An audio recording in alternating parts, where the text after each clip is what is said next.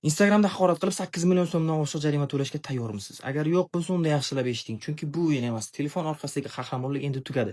Instagram, TikTok, Telegram o'yinchoq joy emas. Bu yerda yozgan har bir so'zingiz O'zbekiston qonuni oldida javob beradi. Bu faqat komment, oddiy SMS degan bahonalaringiz o'tmaydi.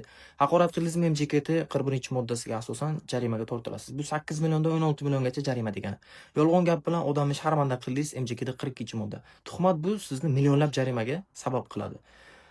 Endi so'kdingizmi, uyatsiz muomala qildingizmi, MJKT 183-modda. Bu kommentariyada so'kilgan bo'lsa. Bu uchun jarima bor, lekin eng yomoni bu sizni 15 sutkagacha ma'muriy qamoq jazosi keltirib chiqarishi mumkin.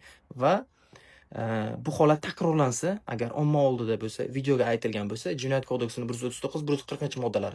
Bu yerda gap jarimada emas, jazo 206 million so'mgacha jarima yoki 3 yilgacha ozodlikdan mahrum qilishgacha olib boradi. Oddiy o'ylamasdan yozgan gapingiz shu darajaga olib kelishi mumkin. Fake account ochib o'zicha aqllilik qilayotganlar yozsam topisholmaydi deb o'ylashadi, lekin bu eng katta xato. Kiberxavfsizlik sizni faqat IP adresingizni emas, email, Wi-Fi, manzil loglarigacha topib beradi. Hech kim anonim emas, qonundan hech kim qochib qutula olmaydi. Agar kimdir sizni haqorat qilsa, nima qilish kerak?